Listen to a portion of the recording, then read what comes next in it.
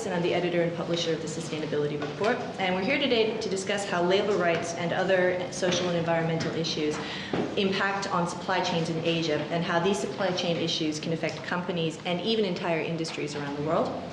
From the human tragedies of situations like the factory collapse and deaths of hundreds and I think thousands of people at Rana Plaza in Bangladesh, to concerns over living wages in factories as opposed to a minimum wage, to the ways in which governments such as China manage water scarcity issues in regards to manufacturing sectors. Environmental, social, and governance issues can impact on the efficiency and the quality of supply chains, as well as impact on the reputations of companies that source their products and materials from factories all over the world.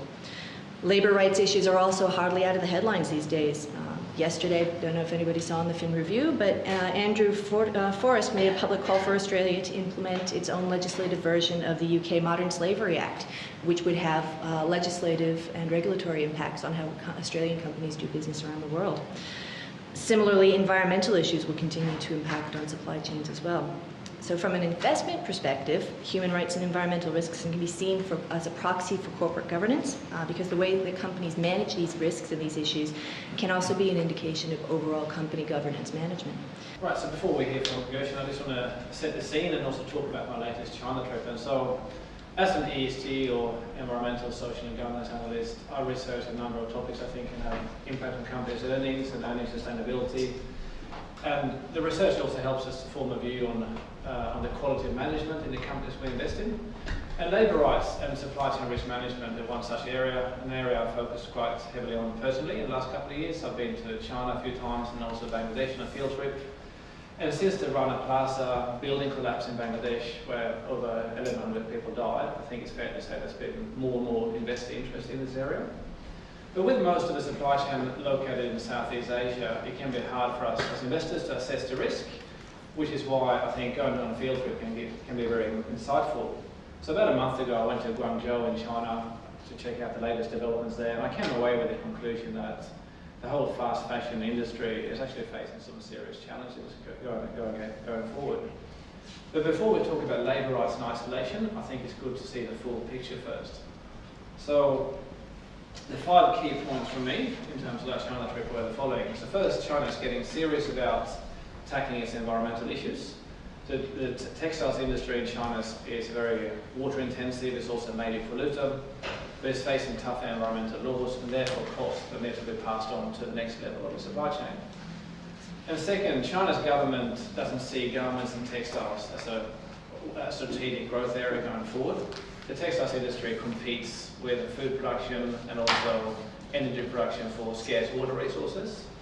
And I think the textiles industry will likely pull the shortest straw on that one, meaning it will be more expensive and more difficult to produce textiles in China going forward.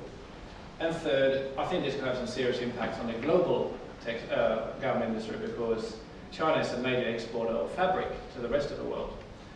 But the problem is, no other country really has the capacity today to replicate China's supply chain. And fourth, the risk of labour rights issues in China seem to be on the rise again. So with the production then moving to other parts of Southeast Asia too, where labour rights are even worse, I think there's an increased risk of sweatshop issues for brand companies.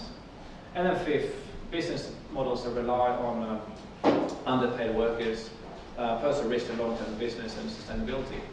So if you look at the ILO statistics, they estimate that there are about 21 million people in forced labour around the world today.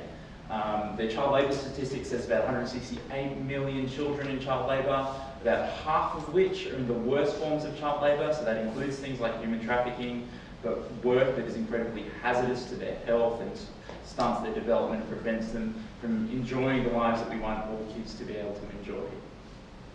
And you take that step from those broad statistics to thinking about how do we intersect with that.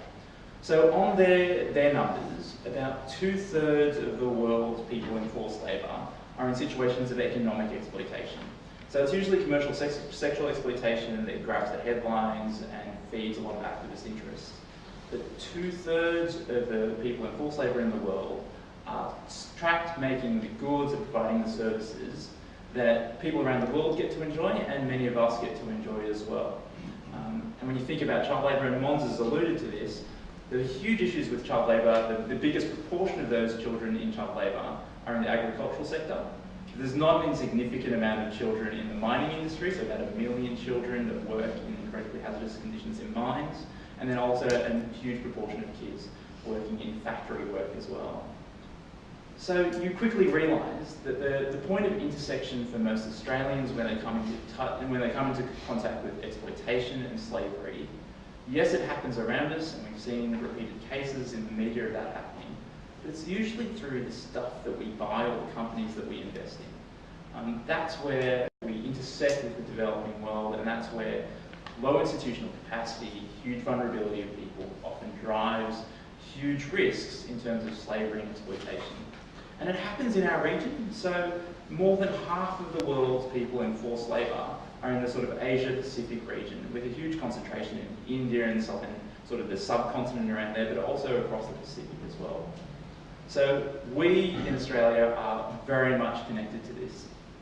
And we've seen repeated cases of how these goods make their way into our country, and we can say with a fairly high degree of certainty that most people, if you're not being very conscious about the way you invest or the way you purchase, will be buying products made with exploited labour and slave labour. So that's what they stepped in and said, okay, how do we try to do something about this issue? If you go back to the early 90s, the predominant mindset from most multinationals was, this isn't our problem. We've outsourced production, it's our contractors' problems. If you've got an issue with the ethics of how workers are being treated, go take it up with them.